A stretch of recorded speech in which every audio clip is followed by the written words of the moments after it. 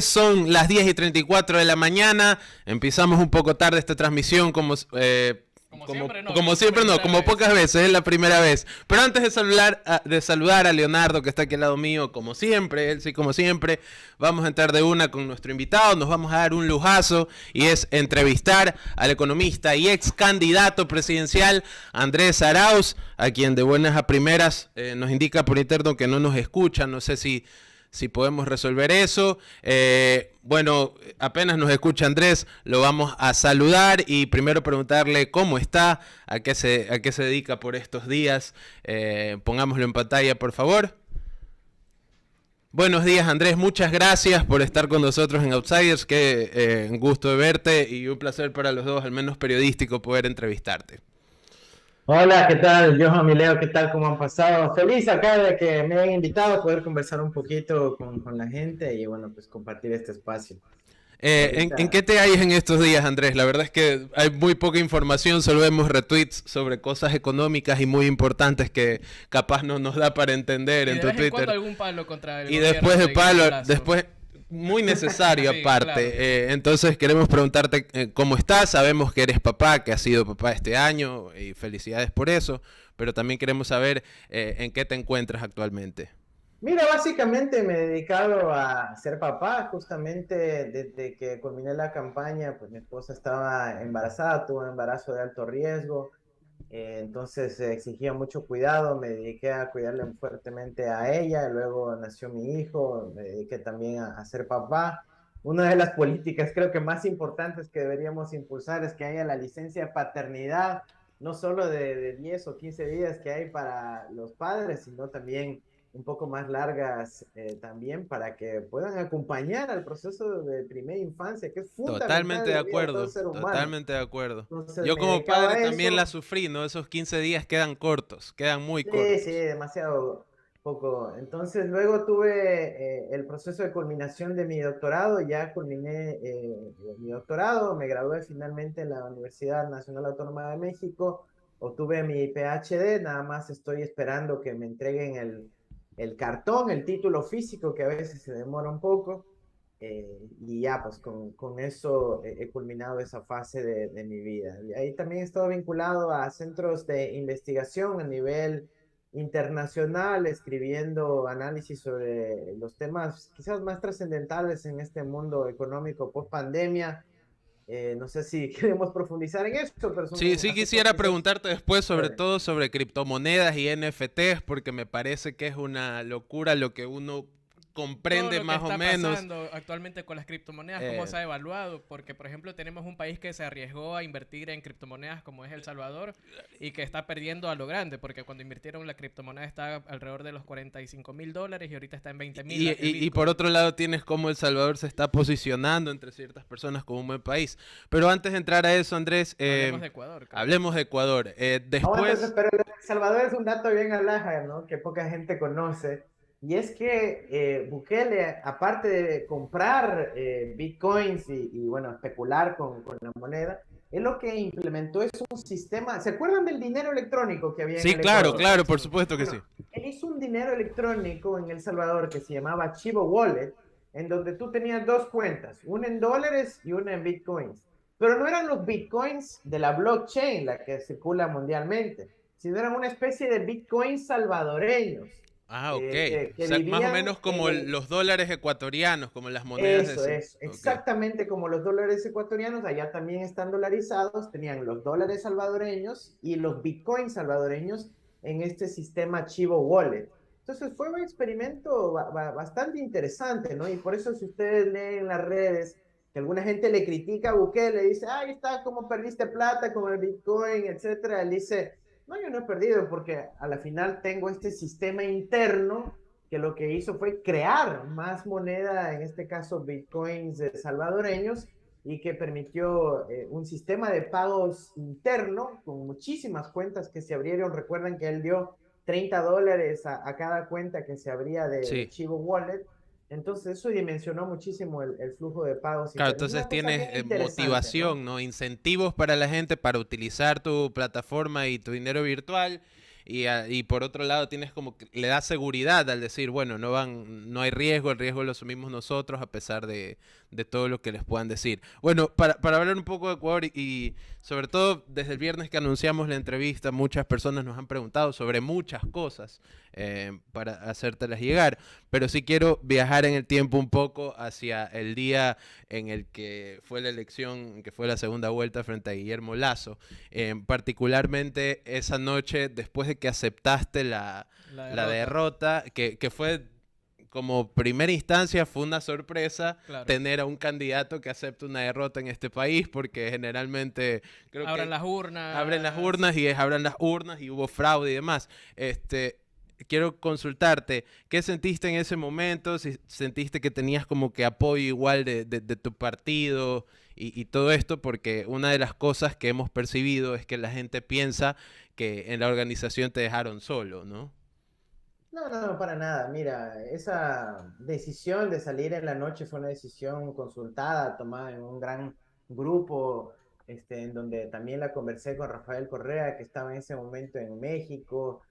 Nosotros, te digo, ¿no? Teníamos ya, las encuestas nos daban una ventaja ese día, el exit poll al mediodía, seguíamos ganando, en la tarde el exit poll que publicó Santiago Pérez también nos daba la victoria pequeña, pero nos daba la victoria, entonces sí nos sorprendió un poco el resultado de ese día, pero ya cuando empezaron a entrar los resultados de las actas, recuerda que nosotros tuvimos todo un sistema de monitoreo del proceso electoral con delegados de nuestro movimiento en las distintas mesas, decenas de miles de compañeros y compañeras que remitían la información y nosotros tuvimos nuestras actas antes que las que publique el CNE. Entonces, lamentablemente, nosotros a eso de las 6:30 de la tarde ya teníamos indicación de por dónde iba el resultado. Estuvimos esperando que se revierta, evidentemente, pero eso no se dio. Entonces, Por tuvimos que ejemplo, lamentablemente estar esperando que el CNE claro, claro. actualice la información para poder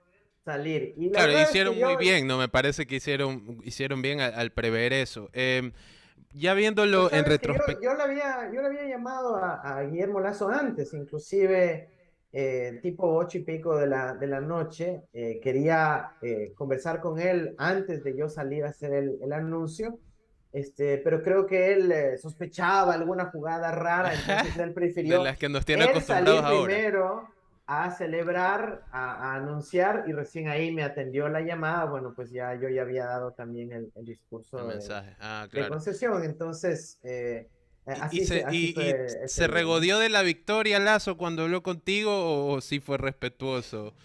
No, mira, Lazo fue muy, muy respetuoso esa ocasión. Él dijo, mira, yo quiero que sepan que este día termina la persecución política en el Ecuador, ya no les vamos a seguir molestando, Eso te queremos dijo. trabajar con ustedes, queremos su apoyo, queremos armar una cuestión conjunta por el bien del país. Nosotros somos republicanos, decía él, creemos en los valores democráticos de nuestra república, etcétera. Entonces yo le dije, chévere, mira, gracias, nosotros queremos el fin de la persecución política, estamos dispuestos a apoyar para el desarrollo del país, pero evidentemente eso cambió totalmente en cuestión de días, ¿no? Claro, la primera Él mentira en esa fue llamada, Claro, ¿no? lo que Sí, quisiera sí. preguntar es si a la final consideras que en cuánto tiempo duró todas esas promesas que te hizo Guillermo Lazo en esa llamada de que se iba a acabar la persecución política y Bueno, todas estas Dos cosas. minutos, ¿no? en mi caso particular duró 9 días y lo tengo súper claro porque Wow. la llamada fue el 11 de abril y él luego tuvo un viaje a Colombia, se reunió con Iván Duque y luego dio una entrevista no sé si ustedes se acuerdan de esa revista Semana, que es Sí, la Claro, que por claro. supuesto. publicó el fake news de la supuesta financiación del Vinculación con el... ELN, Sí. y que supuestamente me habían dado plata y se inventaron algo de la Internacional Progresista y todo. Fue realmente, ahora se sabe, una operación de la inteligencia militar colombiana en contubernio con la revista Semana, cuyo dueño es un banquero amigo de Guillermo Lazo, es decir, todo amarrado. Y en esa entrevista en Colombia, él dijo que él va a impulsar que la fiscalía me sancione y me persiga con todo.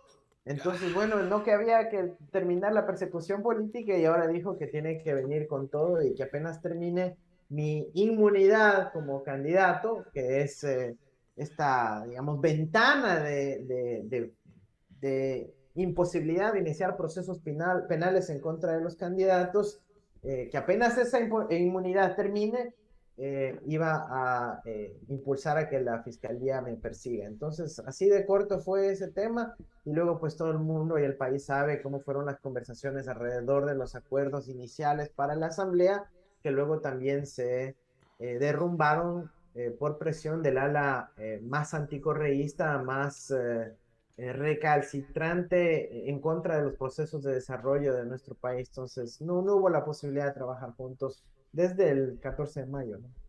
Quedémonos un poco en esa segunda vuelta y yo quisiera preguntarte si tú crees que hubo algún error comunicacional durante esa campaña de la segunda vuelta que hace que pierdas contra el presidente Guillermo Lasso, o hay algo de lo que te arrepientas, porque por ejemplo en estos días que han pasado desde que anunciamos la entrevista, una de las preguntas que me hicieron fue que te transmitamos por qué te mostraste un poco tibio en algunos aspectos respecto, por ejemplo, a feminismo, a aborto, en los que te hemos visto mucho más vocal desde que acabó la segunda vuelta, cuando se dio bueno, cómo se ha movido el tema del feminismo en los últimos meses. Entonces esa es la pregunta que quería hacerte. Es una buena pregunta, ¿no? Sí, mira, el tema del feminismo y la posición específicamente sobre el aborto por violación fue un asunto delicado a la interna de nuestro movimiento. Cuando yo conversé con Carlos Rabascal para que sea candidato a vicepresidente, ese fue uno de los puntos de divergencia nuestra, ¿no? Hace poco Carlos ha salido también en los medios indicando que él tiene una posición fuerte pro vida por su historia de vida. Él dice, mira, yo no hubiese nacido si hubiese habido la posibilidad de abortar en ese momento. Y en cambio tengo otras consideraciones relacionadas a mi historia de vida y a las de mis cercanas, ¿no? Claro. Mujeres, hermanas, madres, etcétera, que tienen otra perspectiva y otra historia de vida alrededor de eso. Yo sí creo que el aborto debe ser despenalizado, no solo en el caso de violación. Yo creo que es una cuestión de salud pública y de derechos de las mujeres. Y sí, fue complicado mantener una posición durante la campaña porque sabemos que dentro de nuestro movimiento, que es heterogéneo, hay compañeras y compañeros con posición pro vida, que se oponen al derecho al aborto, y hay compañeros y compañeras que sí tienen una posición en favor del derecho al aborto. Y entonces es una posición que había que conciliar. La cuestión no es sencilla tampoco en términos demográficos en nuestro país, en un plano electoral. Había que pues tratar de mantener una posición ecuánime con lo que estaba vigente en ese entonces, que era una constitución que prohibía el aborto. Y yo recuerda que decía todo el tiempo, yo cuando me posesiono tengo que jurar defender la constitución, aunque no me guste. Claro. Ahora, justo después de la segunda vuelta y antes de la posesión de Lasso, sale el dictamen de la Corte Constitucional en donde cambia la situación, y hay evidentemente la posición ahora vigente en el marco constitucional ecuatoriano es la despenalización del aborto por violación y la consecuente garantía de ese derecho para las niñas y mujeres. En todo caso, es un debate más que necesario, sobre todo para entender, para que la gente comprenda que cuando uno está dentro de un movimiento político no solamente es lo que uno quiere, sino también las bases y toda la organización tiene una voz sobre... Lo que yo siempre decía es que hay que abordarlo, hay que conversarlo abiertamente, no tenemos que censurar a nadie por una posición que tengan respecto a este tema. Claro. Yo creo que ahí han habido interesantes evoluciones dentro de Revolución Ciudadana que, por ejemplo, hubiesen sido impensables en el 2013 cuando se debatió el COIP, y que ahora en la discusión más reciente de despenalización del aborto, pues la gran mayoría del bloque de UNES, de nuestros asambleístas, sí se pronunciaron a favor de ese derecho. Entonces, creo te escucho hablar de nuestros asambleístas y de UNES, entonces mi pregunta siguiente iba a ser si sigues dentro del proceso de la Revolución Ciudadana. Ahorita percibo que sí.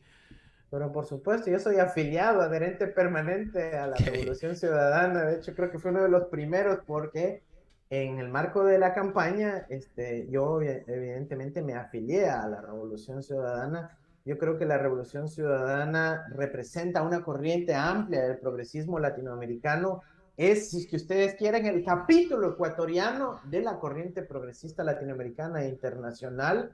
Es el proceso que le dio un proyecto de desarrollo al Ecuador, el que le dio la constitución del buen vivir. Y a pesar de que ha tenido y hemos tenido errores, desaciertos, traidores, gente que violó la confianza de los ciudadanos cometiendo irregularidades e inclusive actos de corrupción, la Revolución Ciudadana es mucho más que eso, es un proyecto de desarrollo, es un proyecto histórico para el Ecuador y yo soy parte de ese proyecto. Y la siguiente pregunta que quería realizarte es respecto a la Revolución Ciudadana y, bueno, tu relación con Rafael Correa. ¿Has hablado desde que terminó todo el proceso electoral? ¿Han tenido algún diálogo? ¿Y qué se dijeron después de que pierdes la segunda vuelta? Bueno, como te digo, el día mismo de la elección conversamos, estuvimos muy tristes, muy adoloridos, sorprendidos porque las expectativas eran distintas, las encuestas y los exit polls nos marcaban una cuestión totalmente diferente. Luego pasamos a un proceso de reflexión de qué implica esto, las urgencias respecto a el freno de la persecución política. Creo que todos coincidimos en eso, que ya queríamos paz y queremos paz para quienes pensamos de una manera diferente, quienes pensamos de forma progresista, quienes somos de izquierda, no tenemos por qué ser perseguidos por nuestro pensamiento. Y lamentablemente eso no se ha logrado frenar. Yo creo que en algo ha disminuido luego de la salida de Lenín Moreno, el apresamiento de Pablo Celi, pero todavía hay un sentimiento muy fuerte de persecución, especialmente en ciertos medios de comunicación. El aparato mediático ahora busca vincular a la izquierda y al progresismo con el narcotráfico y es un discurso y una narrativa terrible que le hace mucho daño a la democracia porque anulas a tu interlocutor en vez de Sí. plantear procesos de Y construcción. esto es generalizado, ¿no? Esta narrativa de todo lo que no es una persona de traje, occidentalizada y demás, no solamente en el aspecto de la izquierda, sino con los indígenas. También se decía Claro. que el paro indígena estaba financiado por el narcotráfico. No, pero Ya es cuando una los indígenas narrativa hasta un protestaban poco... en cuando el movimiento indígena protestaba en contra de la izquierda, ahí sí estaba bien, digamos. Es ahora que Sí, sí. asume una posición antineoliberal con un liderazgo claramente mucho más progresista, orientado a una lucha por los intereses de la mayoría, que quizás va ampliando su alcance y su apoyo social, es que le empiezan a vincular Em, con el narco, ¿no? hablando Herramientas. de lo que mencionaste sobre el tiempo de reflexión que hiciste después de la elección, incluso hasta hace poco, 2 semanas creo, una entrevista al expresidente Correa mencionaba que probablemente el punto de inflexión de esa campaña fue la alianza o el apoyo de Jaime Vargas a tu elección. ¿Crees que ese efectivamente fue un punto negativo, algo que harías diferente en retrospectiva, ¿no? Mira, yo creo que esa reunión y ese acto con Jaime Vargas simbolizaba mucho, ¿no? Y quizás los ecuatorianos no conocen todo el contexto de lo que eso significó. Claro. Pero mira, antes de la primera vuelta, incluso en el 2020 todavía, cuando recién comenzaba la campaña, tuvimos un acercamiento con Evo Morales, quien estaba en ese entonces exiliado en la Argentina porque le habían hecho el golpe de Golpe de Estado Estado, sí. en su momento. Entonces él estaba en la Argentina y le decíamos, Evo, si algo tenemos claro en este proceso electoral es que necesitamos la unidad del progresismo representado por la Revolución Ciudadana y la plurinacionalidad representada por el movimiento indígena, por la CONAI. Eso fue clarísimo desde el momento uno. Sabíamos que necesitamos lograr esa reconciliación y decíamos, ¿quién nos puede ayudar con esto? Un mediador dentro del país iba a ser muy difícil por la polarización que se había generado, los resentimientos, etcétera. Y por eso vimos que Evo podía ser un buen candidato para aquello. Y Evo, el día que volvió a Bolivia, con tanto cariño para el Ecuador, el día mismo que logra retornar después del golpe a Bolivia, convoca un acto masivo de casi 1 millón de personas en el Chapare, en la base militar que solía ser de los Estados Unidos y que ahora fue recuperada para el pueblo boliviano, y ahí arma un acto en donde a su derecha estaba sentado Jaime Vargas y a su izquierda estaba sentado yo. Y nos da la Ok. palabra a ambos y hace un llamado a que haya esa reconciliación, esa unidad.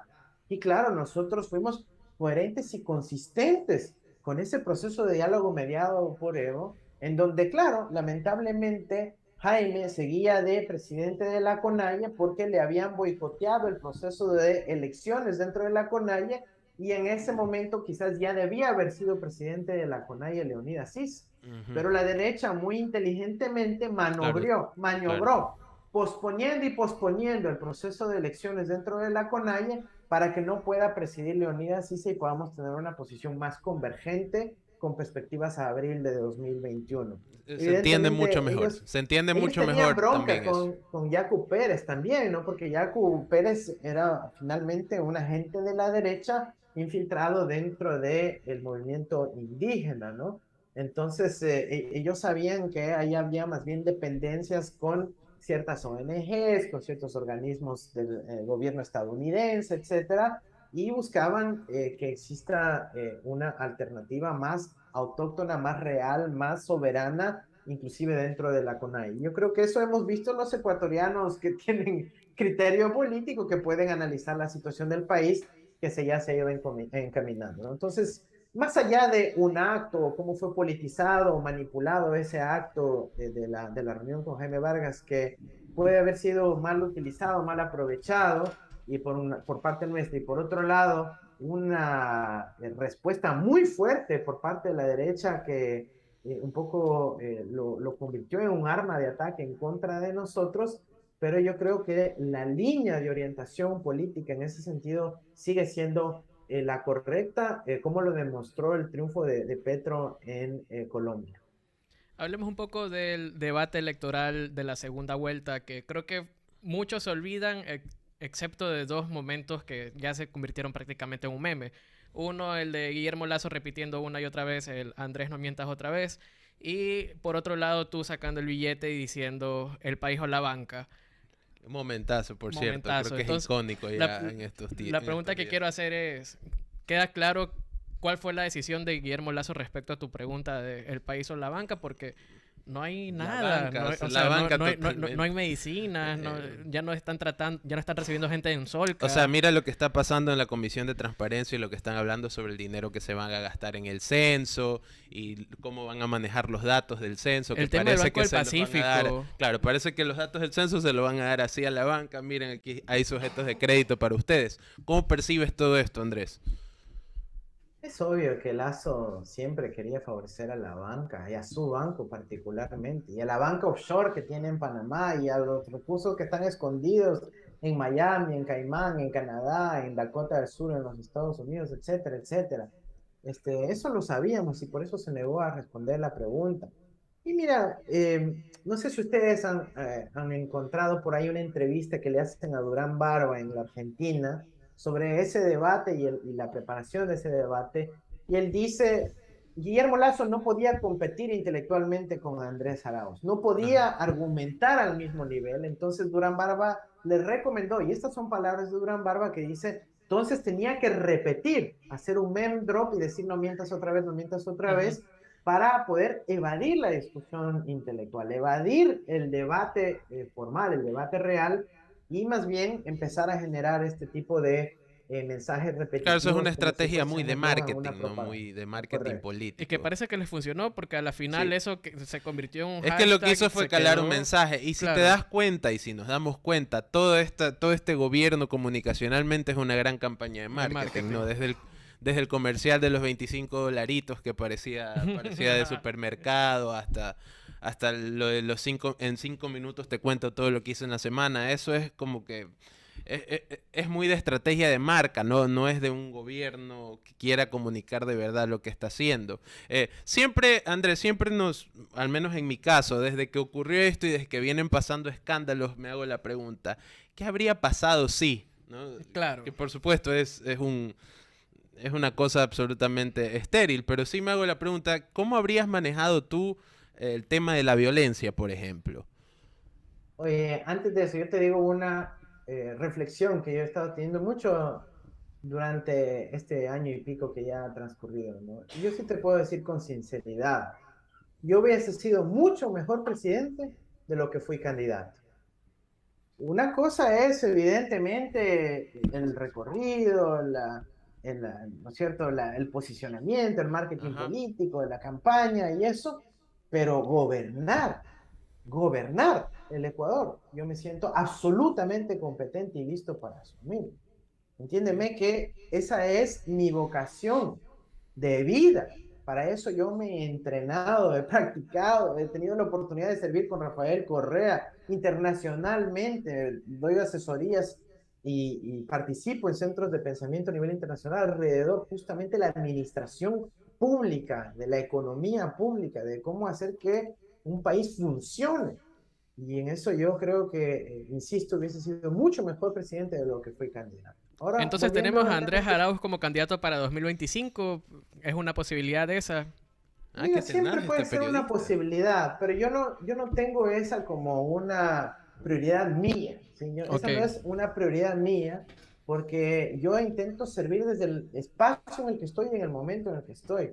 Para muchos de nosotros, y muchos ecuatorianos se sentirán identificados, la política no es necesariamente ocupar un cargo o una dignidad, es estar permanentemente buscando desde el espacio para servir, sea desde el micrófono, sea desde los estudios, desde la academia, desde ser un buen estudiante, de poder cumplir su rol dentro de la familia, de poder aportar con ideas al país, dar soluciones.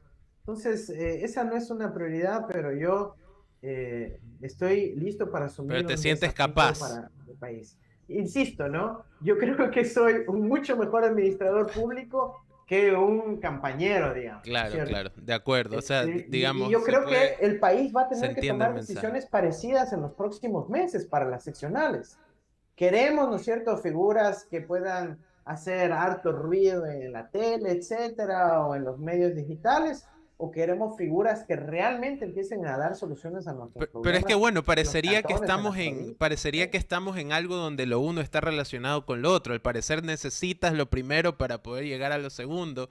Y uno ve que lanzan candidatos como para hacer lo primero más que lo segundo. No, no puede estar seguro. No sé si me imagino que estás más que pendiente en las figuras que han lanzado para candidatos, ¿no? Por ejemplo, Héctor Vanegas entró y se fue en la Claro. alianza con Jimmy Jairala. Joshua López, mejor conocido como Pelado H, estuvo de candidato a concejal en Durán durante 6 horas Seis más o menos. horas. Entonces, parece que ni siquiera hay una noción de qué es lo que quieren como cuadros electorales. Por ejemplo, ¿qué piensas del candidato a alcalde por UNES para Guayaquil, de Aquiles Álvarez? ¿Te parece que es una figura que tiene lo necesario? Mira, honestamente yo no lo conozco aquí, les no he tenido el placer de reunirme con él, de conversar con él.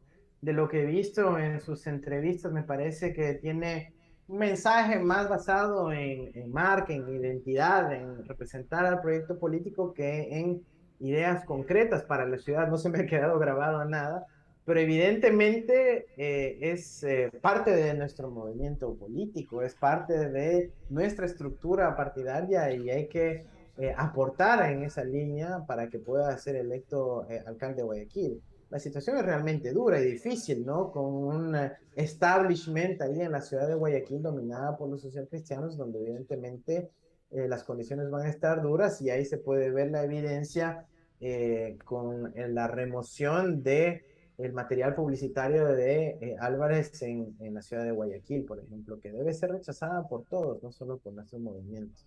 Pero tú me preguntabas antes sobre el problema de la seguridad que quedó medio Sí. pendiente. Mira, ahí lo fundamental es hacer una reingeniería del Estado completa con relación a la seguridad. Necesitamos recuperar lo que le ha costado a Guillermo Lazo más de un año en darse cuenta que necesita un coordinador de la seguridad, Fuerzas Armadas, policía, emergencias, gestión de riesgos, el sistema de videovigilancia ECU 911 que necesita mejorar mucho. No le metieron plata. ¿Sabes por qué? Porque decían que como era tecnología china, no había que darle mantenimiento para más bien luego justificar una gran compra a la tecnología israelita o estadounidense. Imagínate Claro, y lo que ahorita lo la que vemos es que en los ciudadanía buses no sirven las cámaras de ya no vigilancia en los sirve. colectivos. Pero ojo, no es una cuestión de ineptitud o incompetencia. Ese es el plan. El plan era dejar sin seguridad al país para poder justificar un contratito con los amigos y aliados de Guillermo Lazo. Y eso es terrible. Recién ahora dice que van a invertir a ver cuándo saldrá el concurso y el proceso de compra pública de el sistema de videovigilancia. No han hecho avances para poder conectar los circuitos cerrados de los centros comerciales, parqueaderos y otros lugares también al sistema de monitoreo con 911. No han avanzado con la revitalización del sistema de inteligencia de los centros de rehabilitación social, es decir, de las cárceles, para que puedan alertar días antes de que ocurran estas masacres que hemos visto. No han invertido en la formación de nuevos guías penitenciarios. La escuela de guías penitenciarios sigue abandonada. No han actualizado las guías de derechos humanos en el sistema de rehabilitación social. No han dado capacitación a la Policía Nacional para que pueda hacer un ejercicio de uso adecuado de la fuerza. No hay recursos, mano. Así es que el propio exgobernador de Guayas, hoy ministro de Economía, Pablo Rosemena, se quejaba que no le llegaba el presupuesto para la policía. Él mismo se quejaba. Sí, es un blooper tras otro. Es una improvisación. Oye, Andrés, una...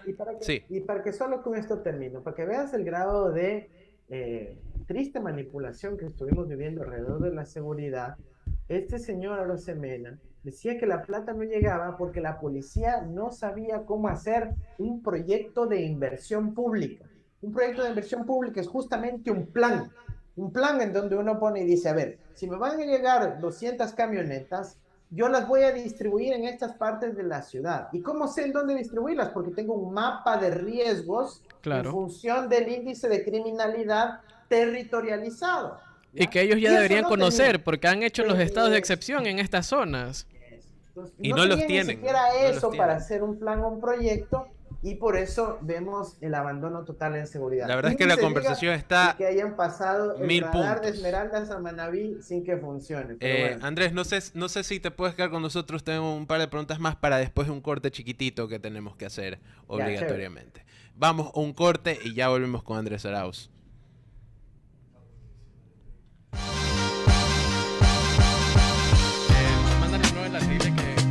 El mismo enlace. Promociona tu negocio, marca o servicio. Tiene que volver a entrar. Mejora tus ventas. Dile ahí más de que 3.000 se mantenga, que vuelva a entrar. Más de 35.000 reproducciones. Interacciones en vivo. Noticias, deportes y entretenimiento. Sí, ahorita. Pauta con nosotros.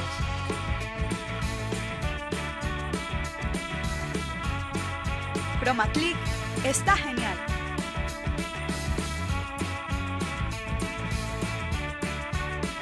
Somos Accotrans, su solución de transporte y logística. Contamos con 20.000 metros cuadrados en el kilómetro 23,5 de la vía perimetral, punto estratégico de la ciudad. Tenemos una flota propia de más de 60 cabezales, 70 chasis, 25 generadores y todos los equipos necesarios para almacenaje, consolidación y desconsolidación de contenedores. Certificados por BASC, desarrollamos software propios a la medida de cada cliente. Accotrans, Grupo Citycol, One Step Ahead.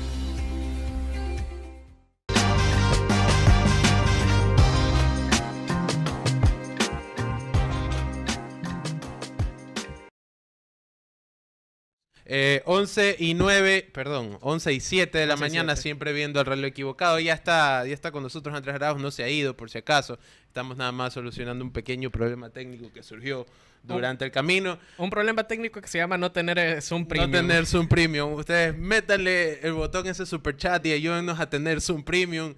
Denle click a la campanita de notificaciones. Suscríbanse a este canal, por favor, que nos ayuda muchísimo. Somos de escasos recursos. Somos de escasos recursos. Mira, la pared aquí todo que es está autogestión. Esto sin empastar. Todavía está sin empastar. Hay que pintarlo y demás. Pero la conversación está excelente. Nos avisa producción si nos manda el mismo link, otro link. Ok. Mientras tanto, estamos aquí. Me parece que está muy bien la entrevista. Tenemos una cantidad de personas interesantes conectadas con las cuales estamos dialogando.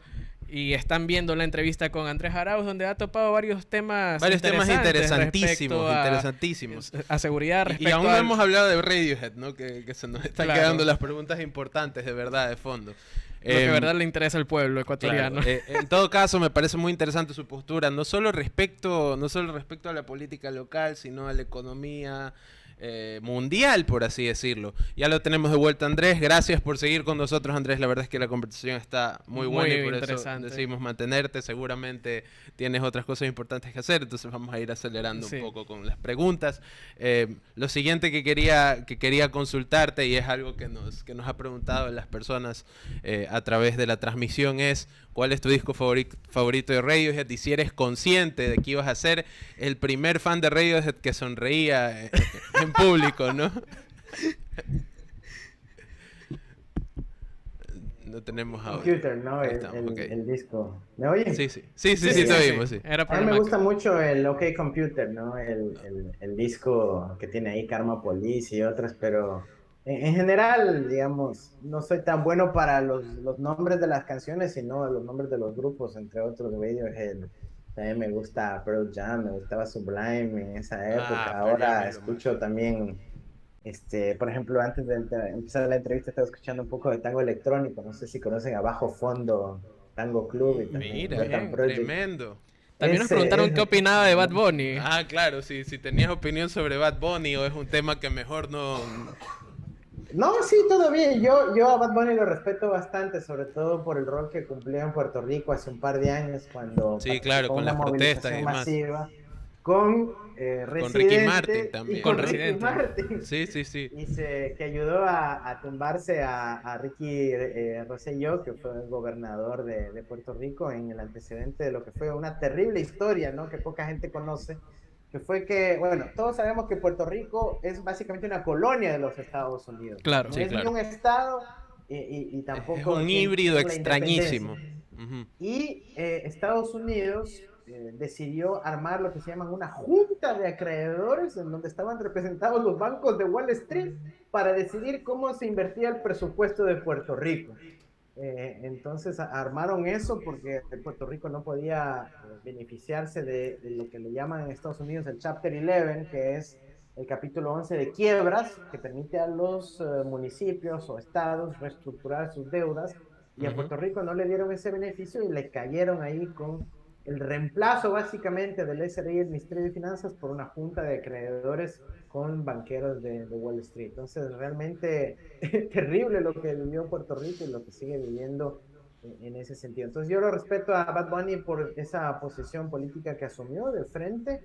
Y bueno, quizás en el pasado ha tenido actitudes que hoy rechazaríamos, inclusive como misoginia, pero creo que ha sido también bastante autocrítico de sí mismo y es un personaje a quien... Claro, es un proceso de evolución también, ¿no? Y sí hacen falta estos personajes con ese alcance, que sean vocales sobre temas importantes. Creo que es lo que más le hace falta al mundo en general, sobre todo en esta guerra cultural que estamos ahora, en la que toda opinión es casi cancelable. Cancelable. Yo les pregunto algo a ustedes. En época de campaña nosotros decíamos, si logramos que Bad Bunny venga al Ecuador o que por lo menos se pronuncie diciendo que tiene que votar por nosotros, ¿cómo hubiera afectado eso el resultado? Yo creo que ahí era el trote una victoria, ¿no? Pero es que igualmente ahí hubiera salido la polémica de cuánto dinero se le está pagando, del dinero el público. Ataque, como mencionaste, la derecha siempre está con todo listo para atacar, ¿no? Los 70.000 millones robados. Entonces te habrían sacado los claro, la isla que compró Correa con el dinero, unas cosas que uno escuchaba en estas teorías. Entonces, ya para ir cerrando, no sé si Leo tenga alguna otra pregunta, quiero consultarte sobre Quito particularmente.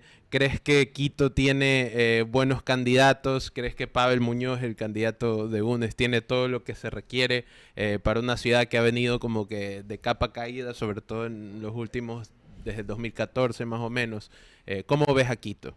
Yo creo que absolutamente. Quito por fin tiene una esperanza con Pavel. Yo trabajé mucho tiempo cerca de Pavel en la Secretaría de Planificación y antes también coincidimos en los espacios de gobierno. Pavel tiene experiencia en el propio municipio de Quito, estuvo pensando la ciudad, entendiendo la ciudad, la maneja muy bien al revés y al derecho.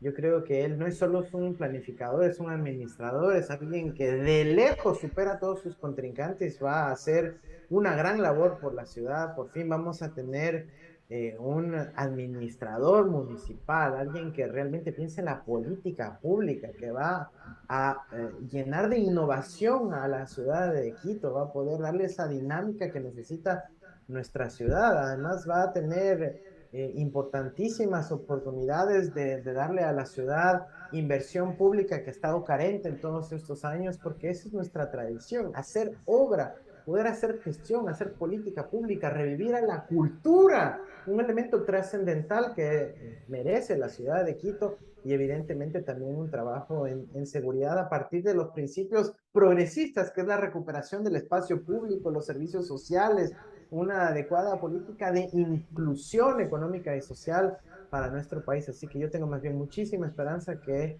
Pavel le devuelva a Quito esa tradición de ser una ciudad de acogida y además de niveles de desarrollo altos.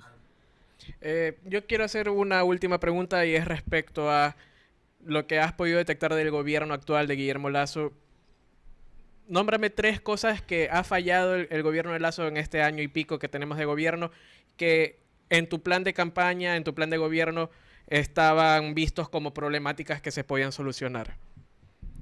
Mire, yo creo que un elemento fundamental es la seguridad. Yo en campaña proponía, y ojalá la gente se acuerde y empiece a buscar un sistema de uso de la tecnología, no solo para la cuestión de videovigilancia que ya hemos conversado, Y bocinazos, ¿no? Como la alcaldesa Viteri. Sino el tema de la justicia. ¿Se imaginan un sistema de Big Data judicial que no sea de trámites ahí que ni siquiera se puede encontrar en la página web, sino que podamos monitorear a los 10 más buscados, a los 100 más buscados y poder ver cómo van sus procesos judiciales y encontrar si por ahí hay jueces tramposos o corruptos o que les están liberando o que tramitan los juicios en 3 días cuando al resto les tienen que tramitar en años? Y así podemos empezar socialmente, con tecnología y control social, a reordenar nuestro sistema. La tecnología puede ayudarnos muchísimo en eso, pero solita no. Con participación ciudadana, con control social, con infinidad de observatorios ciudadanos dedicados a fiscalizar. Claro, justamente eso te iba a mencionar, porque en papeles la tecnología te puede solucionar muchas cosas, pero ¿qué pasa cuando el recurso humano no? Cuando la gente comienza a quererse saltar el sistema tecnológico, lo vemos aquí a diario, ¿no?